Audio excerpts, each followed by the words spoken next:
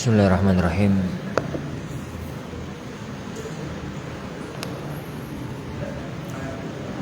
Assalamualaikum warahmatullahi wabarakatuh.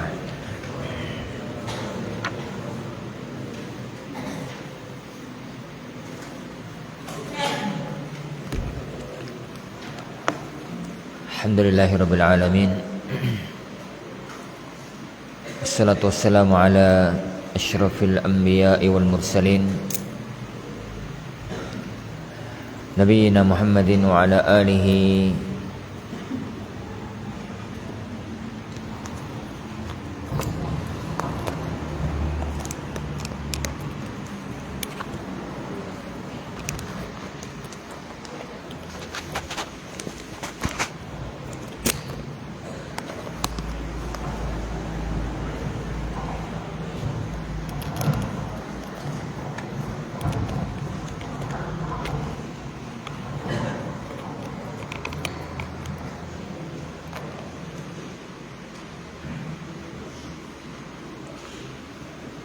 Baik.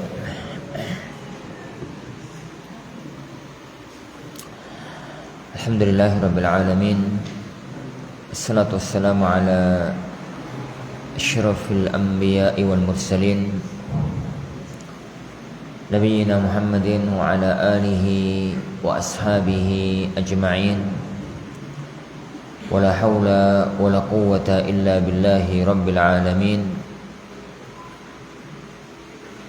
Asyhadu an la ilaha illallah wahdahu la syarika lah, ilahul awwalin wal akhirin, wa asyhadu anna Muhammadan abduhu wa rasuluhul mab'uts rahmatan lil alamin. Allahumma salli wa sallim wa barik wa an'im ala 'abdika wa rasulika Muhammad wa ala alihi wa ashabihi wa man sara ala nahjihi ila yaumiddin, amma ba'd. Ikhwani wa akhwati fiddin, azani Allah wa iyyakum.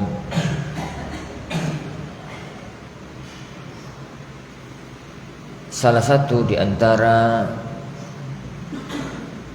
hal yang insyaallah kita pahami bersama adalah Allah Subhanahu wa ta'ala amat sangat memuliakan apapun yang berkaitan dengan ilmu syar'i. Ilmu syar'i, ilmu yang itu berkaitan dengan syariat, dengan agamanya Allah Subhanahu wa ta'ala yang terpancar dari Al-Quran dan As-Sunnah. Bagaimana tidak para ikhwati nazaniyallahu wa iyyakum, ilmu syar'i, ilmu agama, ilmu yang semua pirantinya itu terambil dari Al-Quran, terambil dari As-Sunnah. Sedangkan apapun yang punya kaitan dengan Al-Quran mesti menjadi sesuatu yang mulia.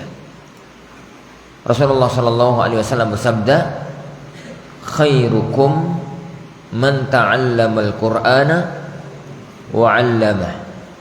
Sebaik-baik kalian itu adalah yang dia itu mempelajari Al-Quran dan mengajarkan Al-Quran. Khairukum man ta'allamal Qur'ana wa 'allamah. Sebaik-baik kalian itu yang mempelajari Al-Quran dan mengajarkan Al-Quran. Rasulullah SAW juga bersabda, taraktu fiikum amrayn lan tadhillu abada ma tamassaktum bihima.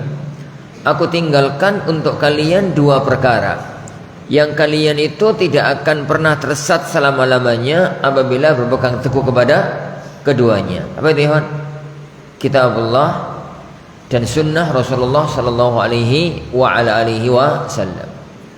Dan orang yang paling dekat dengan keduanya, yang paling sering interaksi dengan keduanya adalah para penuntut ilmu syar'i, para santri atau para, yakni orang-orang yang rajin belajar, rajin taklim mempelajari Al-Quran dan sunnahnya Rasulullah Sallallahu Alaihi Wasallam.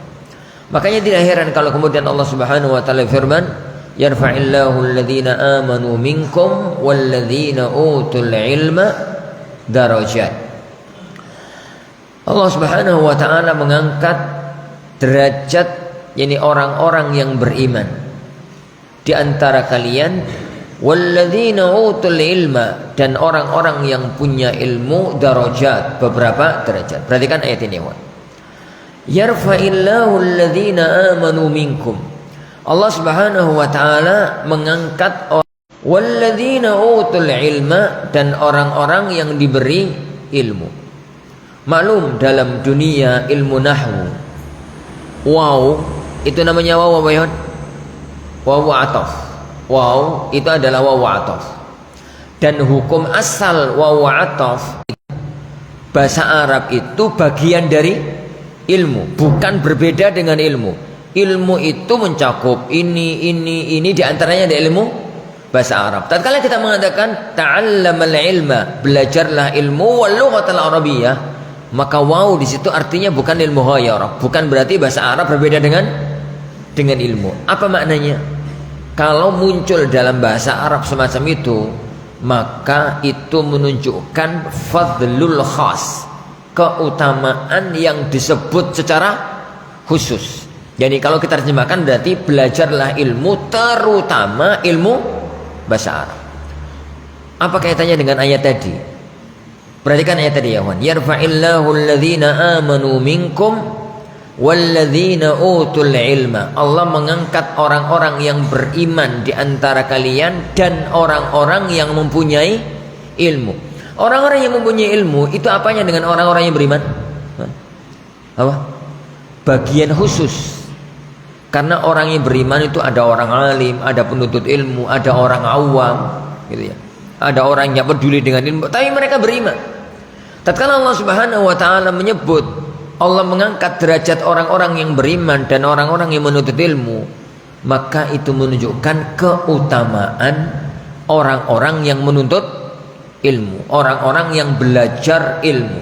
Dan jika disebut ilmu dalam Al-Quran dan As-Sunnah, yang dimaksudkan adalah ilmu syar'i, yang dimaksudkan adalah ilmu agama, yang dimaksudkan adalah ilmu syar'i. Maka terjemahannya, Allah Subhanahu wa taala mengangkat orang-orang yang memiliki ilmu, terutama terlebih lagi orang-orang Allah Subhanahu wa taala mengangkat orang-orang yang beriman di antara kalian, terlebih lagi orang-orang yang memiliki ilmu, terlebih lagi orang-orang yang memiliki ilmu.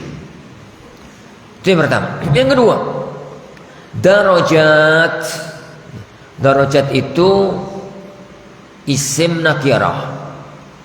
Isim nakirah jatuh di lafzu al-isbat kalau dalam dunia balaghah. Jadi tidak lafzun nafi, tapi lafaz isbat. Itu menunjukkan arti mutlak. Mutlak dalam arti derajat secara mutlak. Derajat dunyane, derajat akhirate, derajat uripe, derajat matine, derajat kemasyarakatane, derajat sosiale, dan semua derajat yang lain. Jadi ayat itu adalah ayat yang amat sangat mulia, ayat yang amat sangat agung, yang menunjukkan kepada kita tentang keutamaan orang-orang yang berilmu lebih daripada derajat orang yang beriman tapi tidak punya ilmu. Dan sabda-sabda Rasulullah Shallallahu Alaihi Wasallam yang menunjukkan tentang keutamaan orang yang memiliki ilmu, yang berilmu, terlalu amat sangat banyak. Tidak ingin untuk anak sebutkan dalam majelis kita ini, kan insyaallah subhanahu wa ta'ala hal itu sudah masyhur di tengah-tengah kita. Hal itu sudah kita pahami ini bersama. Tapi satu masalah ya kawan yang sangat perlu untuk kita pahami, yang sangat perlu jadi untuk kita pahami, sesuatu yang semulia itu, sesuatu yang seagung itu, maka harus orang itu itu melakukan cara yang tepat, cara yang benar agar sampai pada tujuan yang diinginkan. Sampai pada tujuan yang diinginkan. Betapa banyak para penuntut ilmu, betapa banyak para santri itu berjuang tapi hasil yang didapatkan nggak maksimal, titik gitu yang didapatkan, bahkan kadang-kadang nggak dapat apa-apa. Mesti ada yang salah. Jadi ada yang salah. Ibarat ada orang menginginkan sesuatu, dia misalkan kepingin dolek iwak, kepingin dapat ikan, gitu ya. Tatkala dia kepingin dapat ikan, maka harus ditentukan ujung yang dia cari, tempat yang dia cari, dan alat yang dia gunakan untuk mencari, serta cara untuk mencari. Kalau dia pengen dapat ikan, dia itu harus tahu ikan itu panggonannya di laut, di kali, di tambak, gak tuku lagi. Kita bahas cari, kita bahas itu mencari. Panggonane gak di sawah, gak di tegal, gak di kebun. Panggonane itu di laut, di kali, di mana? Di tambak. Dan dia mestinya tahu, dia itu harus tahu bahwa alat yang mestinya dia gunakan untuk mencari ikan itu jolo, pancing, apa? Jaring, apa? Yang ketiga, dia itu harus tahu cara menggunakan alat itu. Nek mancing, iku ya pakai cacing, pakai lumut, pakai apa bener? Ini pakai itu. Nek jaring, iku carane koyo ngene, carane koyo ngono, agar dia mendapatkan hasil yang maksimal yang dia inginkan. Kalau terjadi kesalahan di salah satu dari tiga ini, mesti masalah. Mungkin gak oleh hasil, mungkin oleh hasil tapi gak sebanding karo capeke, mungkin oleh hasil tapi waktunya sangat amat panjang untuk mendapatkan itu, gak sesuai dengan apa yang dia perjuangkan. Bisa jadi salah tempat mencari tujuannya. Arepin dolek iwak ning kebun, iwake sapa di kebun? Ya sampai elek dolek iwak muter-muter di kebun ya nemu-nemu ya. Yang pertama, dia sampai ke tempat yang diinginkan, ning sungai, ning laut. Tapi sampai di kono gak gawa alate. Arep nyekel pakai tangan, iya dipatil karo lele. Gak gawa pancing, gak gawa perahu, gak gawa jaring, gak gawa jolo. Dia mungkin sampai di pesantren, tempat untuk nuntut ilmu, tempat untuk mendapatkan ilmu, tapi ternyata alat yang dia pakai gak ada. Jadi piranti untuk mencari ilmu tidak didapatkan. Dia tidak memilikinya. Akhirnya ya kacau balau di dalam dia mendapatkan ilmu. Yang ketiga ya kawan, tempat yang dituju dia mendapatkannya. Yang kedua, alat yang digunakan sudah benar, tapi gak iso gawe ini. Jadi gak iso gawe ini. Jolo wis wapi, nebar iku gak iso. Celupno ngono wae. Iya gak oleh-oleh iwak. Oleh iwak paling ya wader. Atau dia itu apa? Gawa pancing, gak iso gunakan. Malah pancing ini cemplungno, pancing tok tapi ya. Pancing ini cemplungno, gono umpane, gono apa, dia tidak akan bisa mendapatkan apa yang dia inginkan. Gambar lain ya kawan. Kalau dia ada satu hajah ingin ke Surabaya, agar hajatnya bisa terpenuhi ke Surabaya, arepe kulaan ini kulaan itu di Surabaya misalkan. Maka pertama dia nentukan arah. Dia harus menentukan target akhir yang dia tuju Surabaya. Oh, Surabaya itu di kini bangunannya. Ini bangunannya di tempat ini. Dia ujung yang dia inginkan dia dapatkan. Yang kedua, dia ngerti rute. Dari sini menuju Surabaya itu rutenya dari sini. Jadi dari Merondong ya ning kono ning Paciran Sedayu ning Gresik Surabaya. Itu rute. Yang ketiga, dia pakai alat. Dia menggunakan alat. Dia butuh alat. Mau sepeda motor, mau mobil, mau sepeda pancal, pokoknya pakai alat.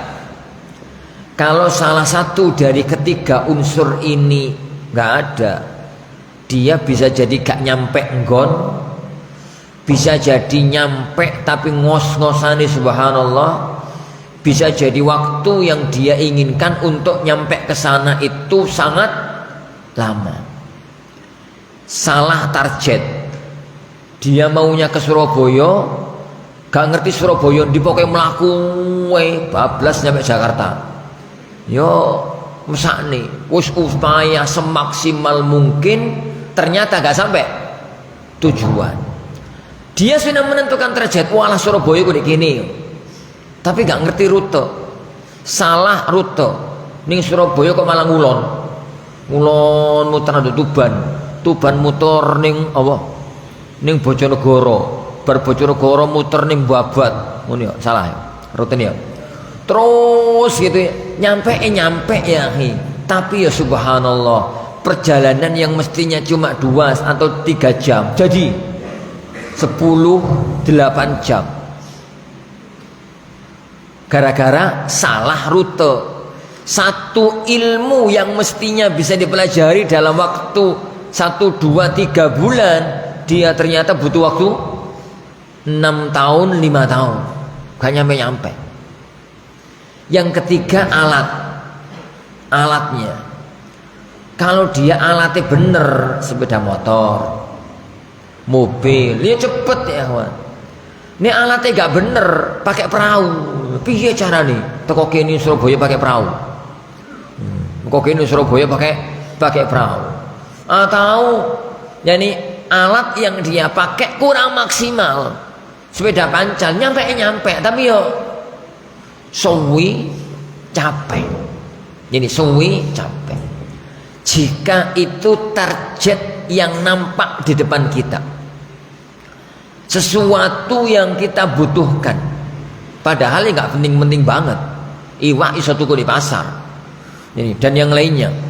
Adapun ilmu syar'i itu sesuatu yang amat sangat agung, sesuatu yang amat sangat mulia, maka harus jeli, pinter-pinter seorang santri, seorang talibul ilm itu mengetahui jalan menuju ke sana, rute perjalanan menuju ke sana, agar waktu yang dia miliki maksimal, hasil yang dia dapatkan juga maksimal.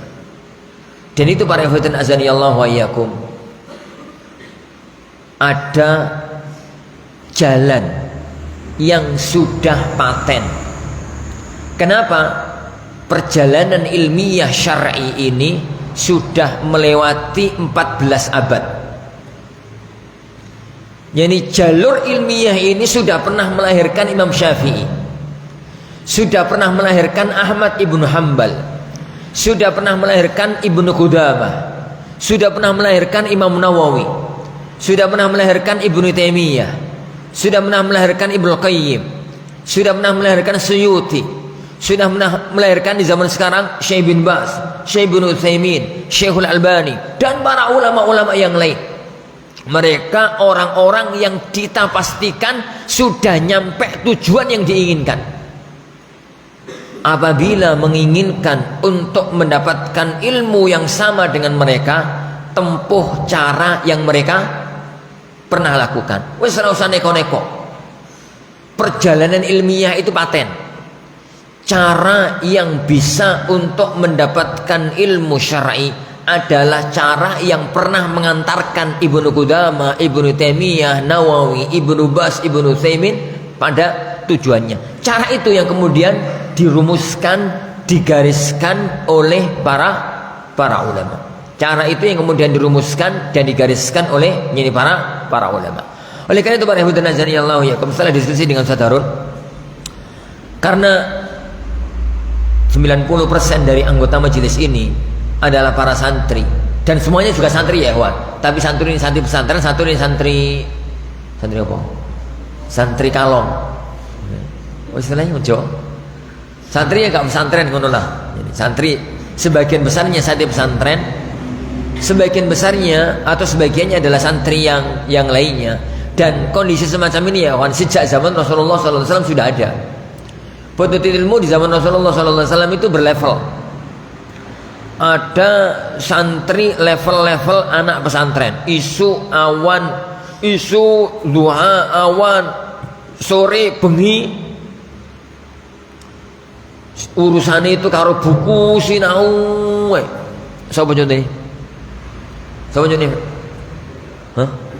Semacam Abu Hurairah.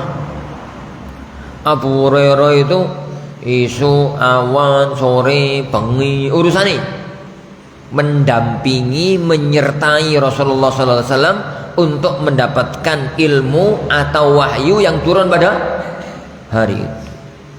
Nih tatkala Rasulullah SAW sudah pulang, masuk ke rumah dan gak bisa diganggu, maka Abu Hurairah memurajaah, ngulang-ngulang pelajaran ini sampai tengah malam, baru tidur. Melihat semangatnya Abu Hurairah dalam menuntut ilmu, jadi menuntut ilmu, maka Rasulullah SAW pesan Abu Hurairah, nek kalau kamu jangan tidur malam sampai sholat malam terlebih dahulu. Kenapa? Lumrahe wong itu kalau tidur kemalaman tang ini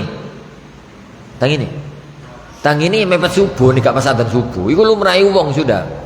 Jadi jarang orang itu turune bengi terus tangi ini jam loro cepat mati. Kalau lumrahe wong ya, lumrahe wong itu nih, orang itu kan mempunyai batas kekuatan yang tidak dapat ditembus. Semalam, 2 malam, 3 malam turune sak jam, 2 jam iso. Tapi ini bau bendina ya, kuru terus mati. Cepat mati. Lumrahe wong itu semacam itu. Lah Abu Hurairah, Rasulullah melihat ibadah dia yang berwujud menuntut ilmu itu adalah ibadah yang lebih manfaat untuk Abu Hurairah. Tapi agar sholat malam nggak sampai hilang, beliau mengatakan wis toh sholat toh sak rakaat, 3 rakaat, pokoknya sak durungi turu kamu itu sholat terlebih dahulu. Itu kelas-kelas Abu Hurairah. Ada penuntut ilmu itu nggak nyampe santri, nggak sampai nyantri. Yo karena punya istri, punya anak, harus kerja, harus ini, tapi rajin nuntut ilmu. Di sela-sela ini kewajiban dia memberi nafkah kepada keluarganya. Contoh misalkan Umar bin Khattab radhiyallahu anhu. Umar bin Khattab itu kan gak nyantri toh. Gak nyantri dalam artian gak ada pesantren. Kan dua anak, dua bojo. Yang dilakukan oleh Umar bin Khattab radhiyallahu anhu, ini beliau itu yang dilakukan oleh Umar bin Khattab radhiyallahu anhu, beliau itu ngomong karo tetangga ini sebagaimana dalam riwayat dalam riwayat Bukhari. Dia ngomong karo tetangga ini sahabat Ansar, "Mas, saiki aku tak ning masjid ya. Isuk iki aku hari iki tak ning masjid menyertai Rasulullah sallallahu alaihi wasallam mempelajari ilmu dan wahyu yang turun hari ini. Langko nih malam waktu ini Rasulullah SAW sudah pulang, nggak bisa menyampaikan ilmu lagi karena waktunya bersama keluarga. Nanti ilmu yang aku dapatkan hari ini tak sampaikan kesampian. Zaman itu kan durung ono rekaman toh, durung ono YouTube, durung ono apa. Lah sesuk sampean yang ke masjid, aku sing kerja. Saiki aku lari ke masjid, sampean yang kerja. Sesuk aku sing kerja, sampean sing ke masjid. Apapun yang sampean terima besok sampaikan kepadaku. Itu tipikal santri takliman tapi rajin. Pokoknya yani ada kesempatan, ada waktu, ini di luar jam kerja yang dia harus kerja cari nafkah, maka selalu berupaya untuk mendapatkannya. Ono tipikal sebagian sahabat pada waktu itu taklim itu sepekan sekali khutbah Jumat. Yo dia sendiri yo omai jauh dari Masjid Nabawi. Dia sendiri misalkan kelas-kelas itu adalah pengembala kambing. Zaman itu ya Wan, ini ngembala kambing kan di luar kota. Arep bolak-balik di masjid yo mati masjid ya. Apa itu kambingnya. Akhirnya dia itu iso taklim seminggu sekali wayai. Jumatan. Yen wayai Jumatan. Ya mending tapi ya minggu sekali saya taklim. Meskipun Jumatan. Tapi ono sebagian sahabat itu taklim itu 2 wulan pisan, 3 wulan pisan. Karena omahe waduh. Dari Madinah yani ada banyak urusan, di sana juga nggak ada ustadz gitu, nggak ada alim. Dia tuh harus belajar. Akhirnya nyempatkan 3 bulan sekali ke kota Madinah. Di kota Madinah ya sedina 2 dina mulai, 3 bulan sekali datang ke kota Madinah, sedina 2 dina mulai. Dan sebagian sahabat modelnya semacam itu. Ono manusia pada zaman sekarang itu ya taklim rajin dinuan jadi santri ya ora, taklim sing setiap hari juga ora. Yani apa ya semekan sekali juga ora. Senengane ketemu ono tabligh akbar setahun pisan, setahun pindho. On tabligh akbar ku sawa mangat. Gak tabligh akbar ra tau budal. Ya ono model mending tapi ya mending timbang gak tau taklim. Tapi kan taklim model ngono kok ya taklim badui. Ini model-model para sahabat dulu model semacam ini kan taklim. Ini tabligh akbar semangat, gak tabligh akbar ra tau ngaji. Tapi mending ya, tapi mending. Lah, yang penting para hadirin azanillahu yani wa iyaikum. Majelis ini 90-80% santri pesantren. Ini level pertama ya, Pak. Sisanya yang lain level 2. Jangan insyaallah tidak ada di level 3 dan level 4. Antara level 1 sama level 2. Ini. Maka harus difahami jalur untuk mendapatkan ilmu syar'i agar ilmu syar'i itu mapan dan barokah, agar ilmu syar'i itu mutqin dan barokah. Karena kita belajar ilmu syar'i ya kawan, terutama bagi para santri ya, itu yang harus dimasukkan dalam pikiran kita, ilmunya itu mapan dan ilmunya itu barokah. 2 rumus ini kalau didapatkan maka itu anugerah yang Allah berikan kepada seorang hamba. Ilmu syar'i ini, ilmu agama ini mantap, dan ilmu yang didapatkan manfaat. Ilmu yang didapatkan itu manfaat, mapan. Kok ternyata gak barokah, itu malah petaka. Kenapa? Tidak semua orang alim itu baik.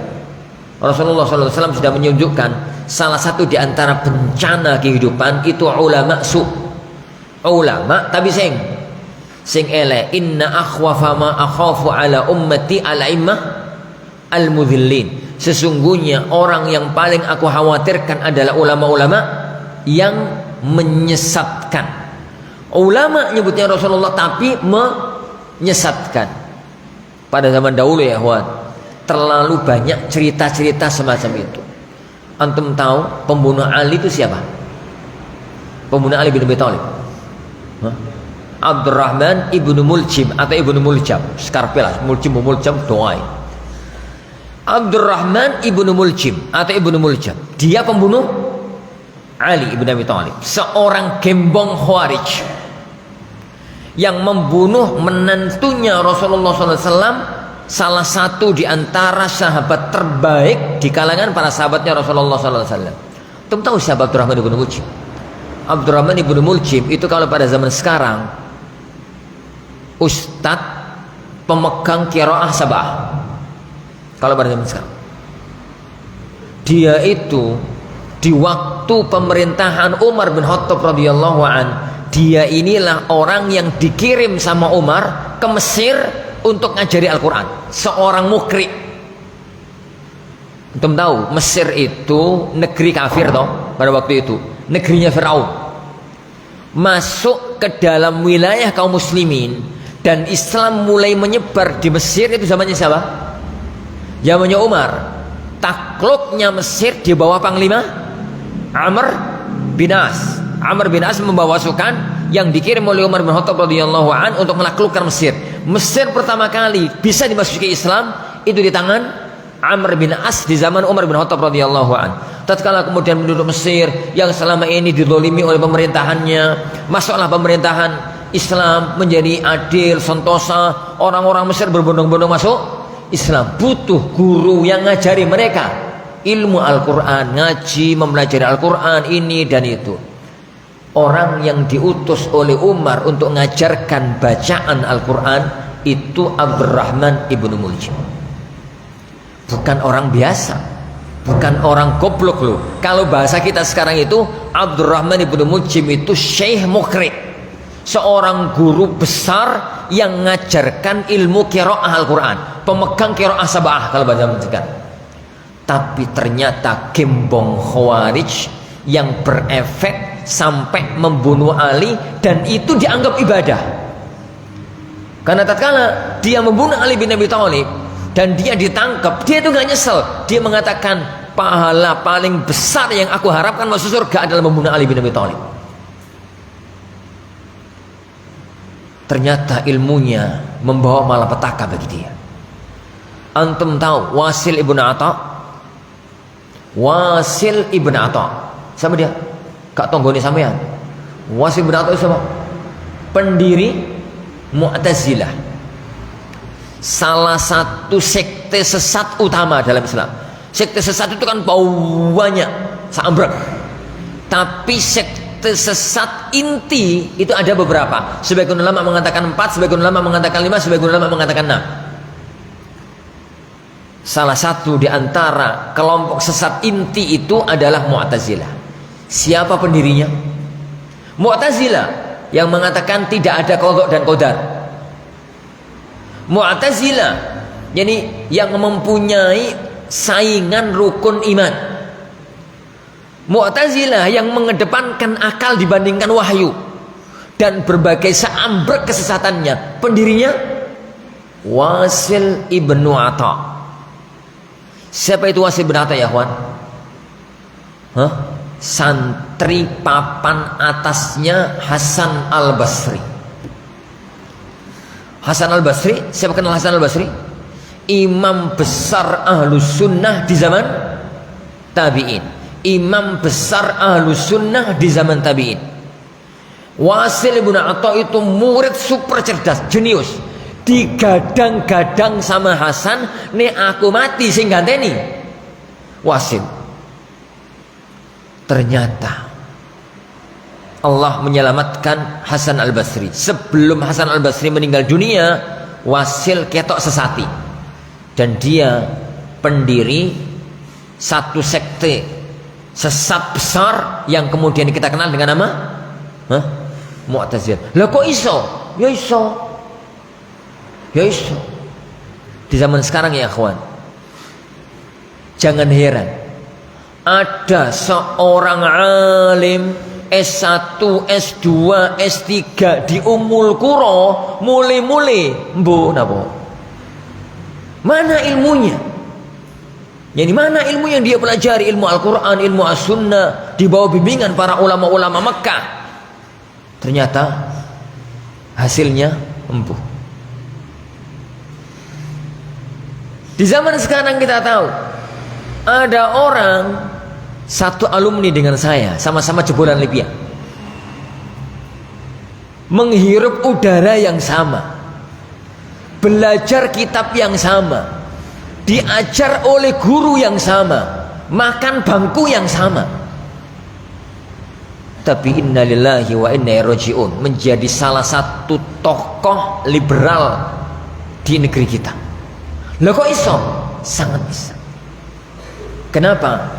Karena ilmu itu dua unsur. Yang pertama kemapanan ilmiah, urusan pinter. Nek pinter iki sembarang wong iso, sampai pun wong kafir.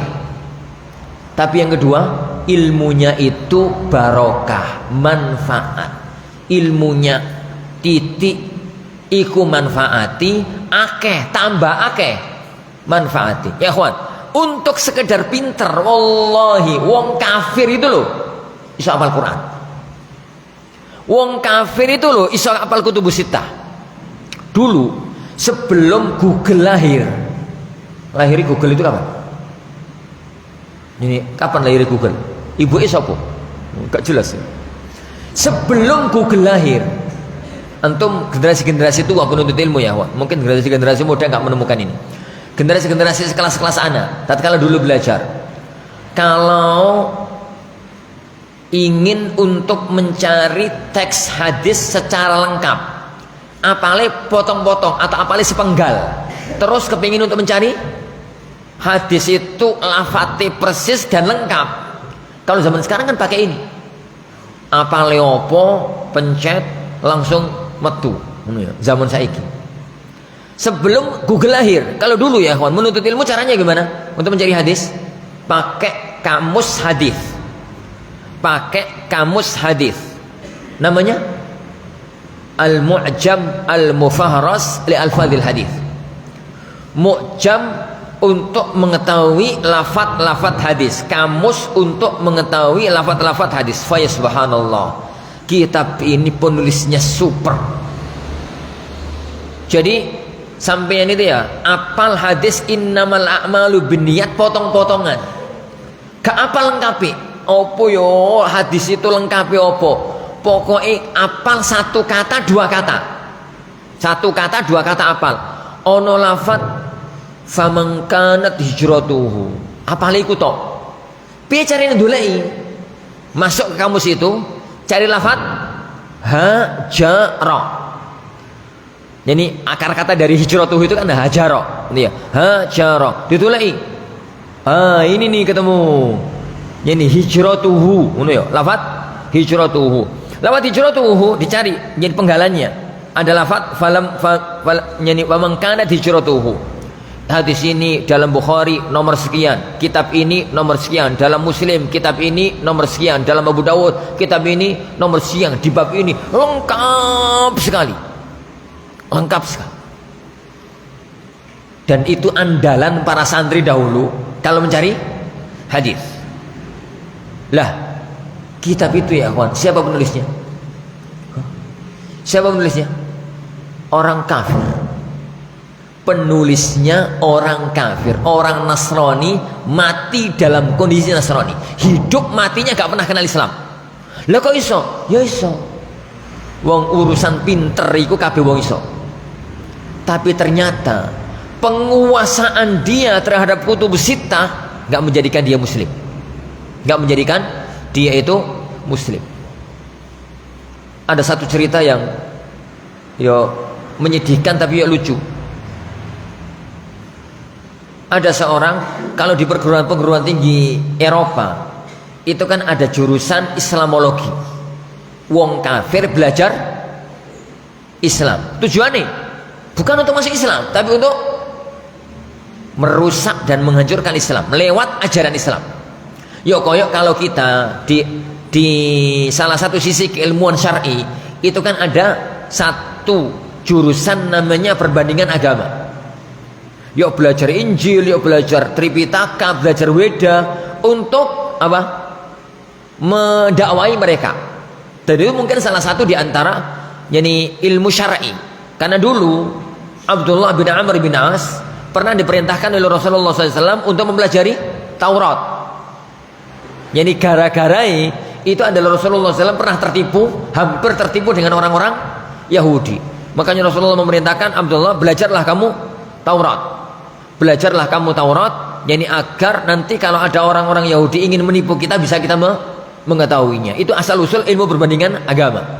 Salah satu di antara jago ilmu perbandingan agama adalah seorang yang sangat kita muliakan, Syekh Dr. siapa? Zakir Naik. Zakir Naik ya, bukan Zakir turun. Zakir Naik. Zakir Naik itu orang yang sangat kita muliakan dalam ilmu itulah. Itu sebagaimana ada dalam dunia keilmuan Islam, itu juga ada dalam dunia keilmuan kufur. Mereka juga ada orang-orang kafir yang belajar ilmu keislaman. yang belajar ilmu keislaman. Suatu ketika ada seorang calon doktor, kandidat doktor di salah satu perguruan tinggi di Inggris kalau nggak salah, kalau nggak di Belanda, di Leiden, di Belanda atau Prancis, pokoknya di salah satu perguruan tinggi. Itu nyusun doktoral, disertasinya itu adalah apa ya, tentang metodologi belajar agama di Mauritania. Di Mauritania itu salah satu di antara negara yang keilmuan Islamnya rata-rata sangat mapan. Jadi di negeri itu ono bocah umur 10-15 tahun gak hafal Quran, iku tuane isin. Jadi hafal Quran di negeri itu mirip-mirip wong Indonesia hafal qul huwallahu ahad. Bres. Jadi hampir rotok. Loh kok iso? Maka mereka orang-orang itu butuh kepingin belajar. Masya Allah, orang kafir yang kandidat dokter ini hafal Quran. Bacaan Qurannya wapi. Karena dia datang sebagai tamu, ngomong bahwasanya dia itu adalah kandidat doktor yang mempelajari agama Islam. Ya dianggap muslim sama masyarakat. Bacaan Qurannya bagus, dikongkon jadi imam. Dia tinggal di tempat itu, di negeri itu selama 1 bulan. Selalu jadi imam, selalu jadi imam. Padahal kafir. Ya sholati wapi, bacaan Qurannya wapi, bicara agama mantep. Bicara agama mantep. 1 bulan kemudian dia pulang. Sampai di rumah, sampai di Eropa sana, dia ngirim surat kepada masyarakat setempat. Yang menyatakan terima kasih, saya telah sambut sebagai tamu, diperlakukan kayak keluarga, macam-macamnya lah salah satu isinya. Tapi ini Bapak dan Ibu sekalian, saya mohon maaf, saya baru mengungkapkan satu hal. Saya itu orang kafir, orang Nasrani. Jadi selama ini saya ngimami kalian itu, saya padahal kafir. Berarti sholat jenengan semua selama 1 bulan itu nggak sah. Karena katanya Khalil itu adalah penulis kitab paling utama dalam fikih Malikiyah. Dan orang-orang yang di Afrika rata-rata kan mazhabnya Malikiyah. Kata Imam Khalil dalam kitabnya Mukhtasar Khalil, kalau ada imam sholat, lah ternyata selesai sholat kok nampak ternyata dia kafir, wajib diulang. Maka qadha sholat kalian selama 1 bulan. Yo ketunggu yang gregetno. Lah kok iso? Sangat mungkin. Di negeri kita kenal senok harganya? Kenal sejarah ini? Senok harganya salah satu antek Yahudi, Belanda, wong Londo asli, yang dia itu belajar agama Islam sampai dadi mantune Kiai Aceh. Padahal kafir. Apal Quran, nguasai kutubus sittah. Lah kok iso ya? Makanya gak heran ono wong bakal apal Quran. Ono wong akhlaknya amburadul, tapi kalau ngomong agama super bagus. Karena ilmu yang kita kejar itu ilmu yang harus memiliki 2 unsur. Unsur yang pertama mutkin. Mutkin itu ilmu mapat, mantep gitu. Kenapa harus mantep Ustaz? Lah iya ya Wan. Keilmuan itu kalau nggak mapan, urip tuh ya Wan, pilihan. Urip itu urup gitu ya. Urip itu pilihan. Dan salah satu di antara konsep syariat, innallaha yuhibbu idza 'amilal 'abdu 'amalan an yutkinahu. Allah itu seneng kalau seorang hamba itu aktivitas sing maksimal, sampai yang terserah dadi apa wae, tapi sing tenanan. Dadi pedagang, sing tenanan dadi pedagang. Dadi petani, tenanan dadi petani. Nek dadi apa pun tenanan dadi apa pun. Nek wong itu ngambang, dadi ngene gak jelas, dadi ngono gak jelas, yo gak jelas kabeh ya. Nek dadi banyu karuan dadi banyu, nek dadi bensin karuan dadi bensin. Nek banyu setengah bensin diminum uang mabuk, diminum mobil mogok, gak jelas. Jadi orang itu yang jelas. Dalam konsep syariat itu an yutkinahu. Wong itu mutkin. Kalau jenengan sudah mau terjun dalam dunia syar'i, sekalian jebur yang maksimal. An yutkinahu. Yani mutkin di dalam ilmu yang kita kuasai. Dalam ilmu yang kita kuasai. Itu kemutkinan. Yang kedua, kemutkinan tanpa barokah dari Allah Subhanahu wa taala yang terjadi adalah semacam tadi. Kisah Wasil bin Atha, kisah Abdurrahman bin Muljim, kisah ini, kisah itu yang menghasilkan ulama-ulama su. Nah, jalan menuju ke sana itu yang digariskan oleh para ulama kita. Banyak para ulama zaman dahulu sampai sekarang menulis masalah-masalah semacam itu. Al-Imam Nawawi rahimahullah taala di Muqaddimah Majmu' Syarah Muhadzab menuliskan masalah dengan sangat bagus. Yani Al-Imam Ibnu Jama'ah dalam Tadhkiratus Sami' wal Muta'allim, yani menuliskan masalah dengan sangat bagus. Al-Imam yani Ibnu Abdul Bar dalam Jami' Bayanil Ilmi wa Fadlih. Kemudian para ulama-ulama yang lain. Salah satu di antara kitab masalah ini yang sangat kondang di negeri ini adalah kitab Ta'limul Muta'allim. Salah satu di antara kitab yang sangat kondang tentang masalah ini, bagaimana cara orang itu menuntut ilmu, bagaimana cara orang itu mendapatkan ilmu, adalah kitab yang sangat kondang di negeri kita, kitab Ta'limul Muta'allim. Kitab ini merupakan kitab wajib di saudara-saudara kita di kalangan Nahdliyin. Di kalangan Nahdliyin merupakan kitab wajib, dan kitab ini sempat menjadi muqarrarnya Al-Furqan. Jadi baru khatam sebulan yang lalu, sebulan atau 2 bulan yang lalu. Ini anak sendiri yang ngajar. Sekarang ganti kitab Tadhkiratus Sami' wal Mutakallim.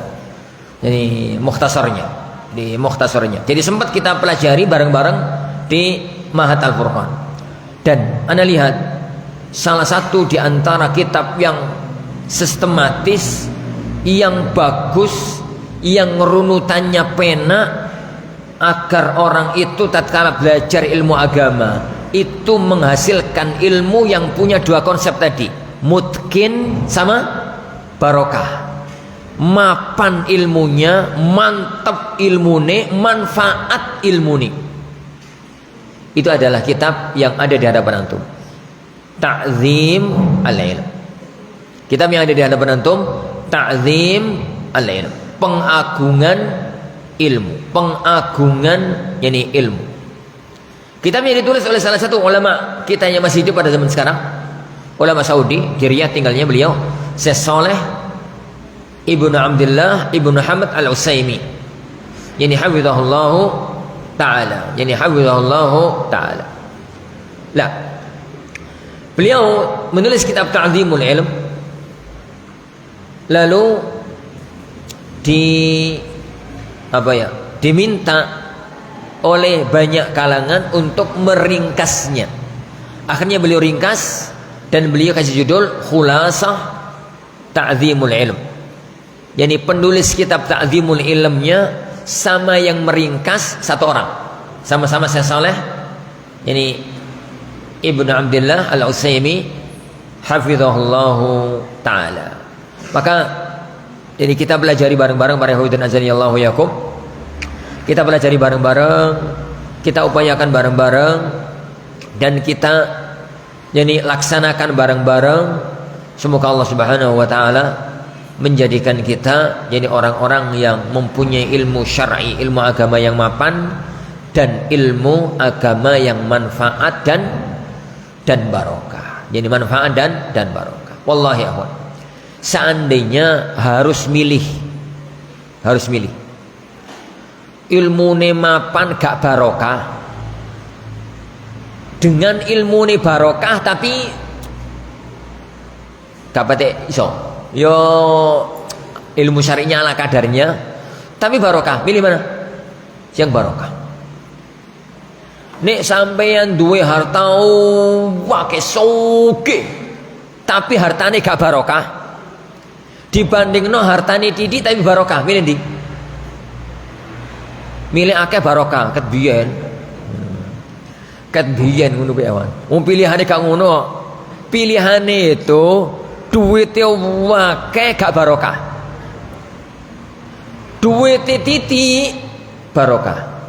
Milih ndi? Milih sing barokah meskipun titik. Kenapa ya Wan? Duit ya wae gak barokah ngelarano hati. Nglarakno donya, nglarakno akhirat. Susah donyane, susah akhirate. Susah akhirate lho duite gawe minum, gawe haram, gawe ngene. Tanggung jawab akhirate abot. Donyane ya Wan, duit itu kalau nggak barokah dadekno ribut. Tukaran karo bojone gara-gara duit, anake rebutan gara-gara duit, tukaran gara-gara duit. Jadi anake kena narkoba, anake kena itu gara-gara duit. Itu duit tapi gak barokah. Ketoke banyak tapi kurang. Gak iso nikmati, gak iso nikmati urip. Ada tuh Ustaz, banyak ya kawan. Hartane melimpah tapi turu gak tenang.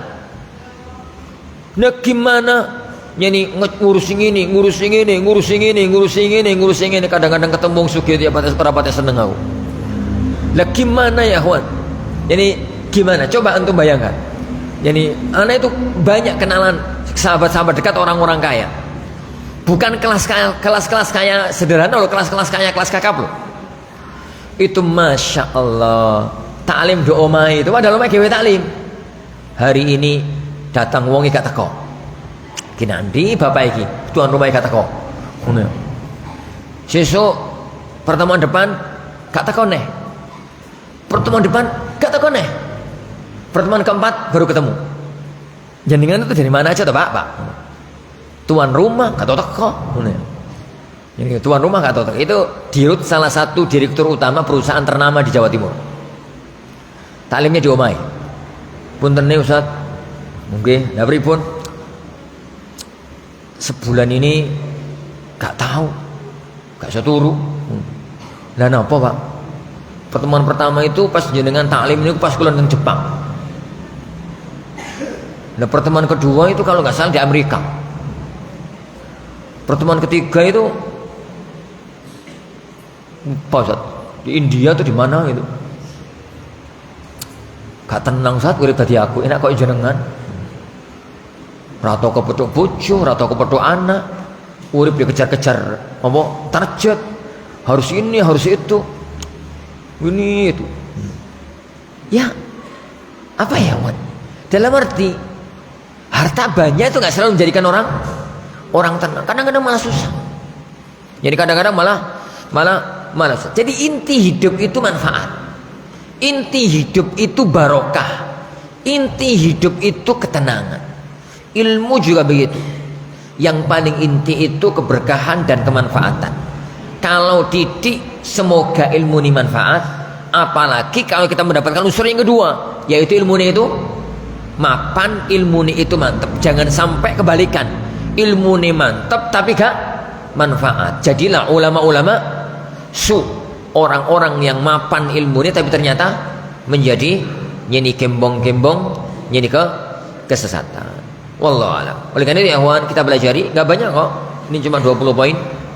Jadi dari apa yang akan kita belajari insyaallah subhanahu wa taala, jadi pada pertemuan kita selesaikan jadi di insyaallah subhanahu wa taala jadi majelis kita bi idzini rabbina jadi tabaraka wa taala. Nah. Wallahu a'lam. Insyaallah subhanahu wa taala ini yang kita pelajari. Sebelum kita tutup majelis, barangkali ada yang mau disampaikan. Monggo barakallahu fikum. Ini sebagai mukadimah. Insyaallah pertemuan depan kita mulai dari membaca kitab Khulasah Ta'zim Al-Ilm. Nah.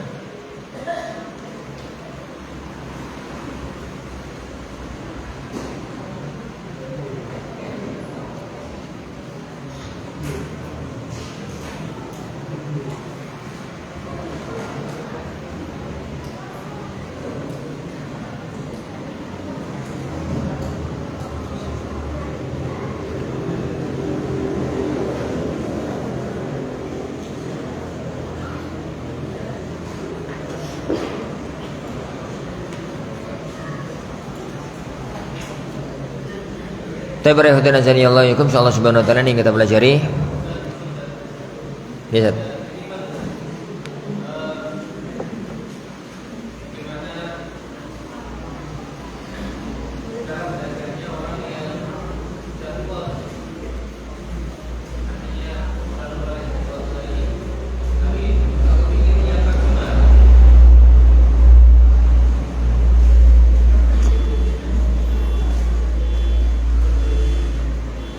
Jenengan belum tua Ustaz.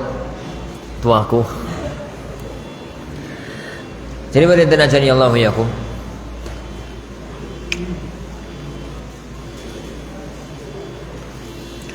Para penuntut ilmu itu sering ana kelompokkan jadi dua kelompok, dan dua-duanya kebaikan, dan dua-duanya itu baik. Kelompok yang pertama adalah orang-orang yang belajar itu benar-benar untuk meningkatkan kafa'ah ilmiahnya, kemampuan ilmiahnya, meningkat sampai pada taraf akhir yang Allah beri taufik dia untuk mendapatkannya. Dan kitab ini dibangun untuk kelompok ini. Jadi kitab ini dibangun untuk kelompok ini. Lengkapnya loh ya, 1 sampai 20-nya. Kelompok yang kedua adalah orang-orang yang belajar menuntut ilmu.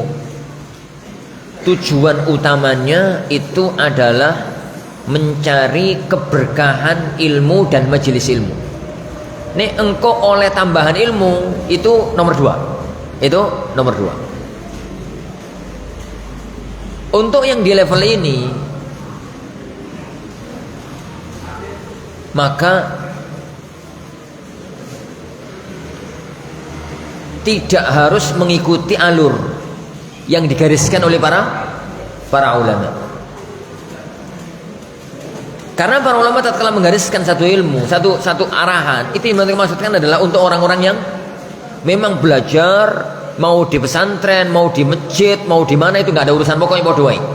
Untuk agar mendapatkan dua unsur tadi, unsur kemapanan ilmiah sama keberkahan ilmiah. Adapun untuk kelompok-kelompok yang lainnya, maka unsur kemapanan ilmiah itu nomor 2 kan. Yang paling inti adalah unsur keberkahan ilmu. Maka nasihat ana para ikhwan azani Allah wa yakum, nasihat ana bagi orang-orang yang anggaplah bahasanya kadung tua gitu ya. Pertama, rajin dalam hadir di majelis ilmu. Itu yang pertama. Hadir, jadi rajin dalam hadir di majelis ilmu. Yang kedua, ada ilmu yang wajib untuk dikuasai. Apa itu? Ilmu baca Quran. Makanya kalau kenal ngaji sekadung tua, kemudian gak iso ngaji Quran, maka usahakan untuk ada majelis belajar ilmu Al-Quran. Makanya salah satu di antara yang kewajiban para panitia pengajian adalah membuat majelis itu kalau memang ternyata di sana di tempatnya banyak orang-orang yang belum bisa baca Quran. Aib ya kawan, kalau kemudian wis rajin ngaji 2 tahun, 3 tahun tetap reso baca Quran. Itu aib. Adapun yang ketiga, cari majelis ilmu yang paling dibutuhkan oleh dia. Dan orang-orang yang sudah tua, sudah sepuh gitu ya, maka mohon majelis ilmunya itu gabung antara 3 hal.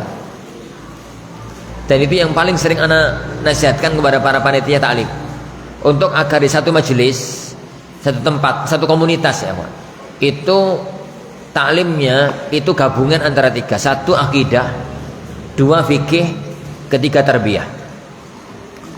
Akidah untuk benahi akidah kita agar akidahnya itu benar. Yang kedua, fikih untuk belajar agama, belajar hukum. Dan kalau bisa fikihnya itu 3-3-nya ada. Karena fikih itu banyak macamnya, tapi yang paling dibutuhkan oleh manusia itu 3. Fikih ibadah, fikih keluarga, seputar masalah keluarga, sama yang ketiga fikih muamalah, seputar jual beli, riba, semacam-macamnya itulah. Yang ketiga ya kawan, tarbiyah. Tarbiyah itu mencakup akhlak, adab, tazkiyah. Itu aja. Ini yang sudah sepuh. Belajar nahwu sorof penting. Tapi ditinggal lo nggak masalah. Jadi jenengan yo mesti umur 50-an, 56, 60. Terus jadi serius dia belajar nahwu. Malah gak tahu ngaji akhlak, gak tahu ngaji adab, gak tahu ngaji fikih, gak tahu ngaji apa akidah, tak fokus di nahwu. Sik ngono ya. Kau ya iku abot. Apalagi nek itu gak serius setiap hari loh ya. Tapi seminggu sekali. Pemainnya seminggu, pemainnya 2 minggu sekali belajar nahwu. Itu yakin toh. Pertemuan pertama saiki, pertemuan saiki sing wingi lali. Ini ya. Pertemuan sesuk sing saiki lali.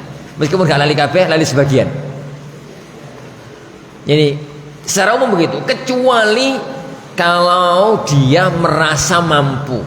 Kalau dia itu merasa mampu. Kan orang itu beda-beda. Orang itu ini beda-beda. Jadi titik maslahat, titik yang manfaat itu yang paling dikedepankan. Itu yang Anda lihat.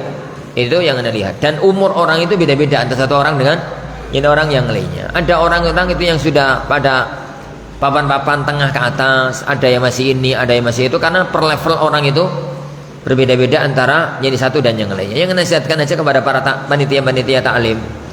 Jadi untuk di majelis-majelis umum ya, itu selalu menggandengkan antara 3 unsur tadi. Ada pelajaran, ada kajian akidah dan manhaj. Ada di situ ya, Wan. Satu komunitas itu ya kayak di mana ya? Di sini ya. Pokoknya satu komunitas misalkan ini satu daerah.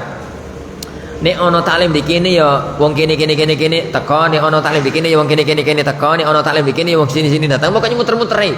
Di kene ya orang-orang itu aja, di kene orang-orang itu aja, di kene orang-orang itu aja, di kene orang-orang itu aja. Itu berarti satu komunitas ilmiah. Maka usahakan mereka berembuk untuk bagi arah ilmiah.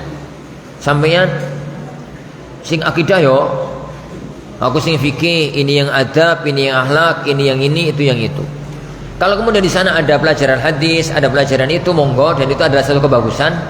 Tapi arahnya yang paling utama pada 3 hal itu, yaitu akidah, untuk benahi akidah, benahi nyeni akidah. Yang kedua fikih pada 3 titiknya. Fikih itu pada nyeni 3 titiknya. Yang ketiga adalah masalah adab, masalah tarbiyah, adab, akhlak dan tazkiyah. Yani an-nufus. Wallahu alam. Yani bisawab. Nah, insyaallah sebenarnya yang kita pelajari ini sebagai mukaddimah para ikhwah. Insyaallah kita lanjutkan pada pertemuan yang akan datang. Kita mulai dari awal kitab Khulasah Ta'zim al-Ilm. Insyaallah untuk sementara kajian Umdatul Ahkam kita hentikan. Untuk sementara yang kajian Umdatul Ahkam kita hentikan, kita baca dan kita selesaikan kitab, insyaallah ada di hadapan antum biidznillah subhanahu wa ta'ala. Insyaallah subhanahu wa ta'ala ini yang kita pelajari, insyaallah subhanahu wa ta'ala kita lanjutkan pada waktu yang akan datang biidzni rabbina tabaraka wa ta'ala. Kita akhiri majelis kita. Subhanakallahumma wa bihamdika asyhadu an la ilaha illa anta astaghfiruka wa atubu ilaik. Sallallahu wasallam wa baraka ala Muhammad. Assalamualaikum warahmatullahi wabarakatuh.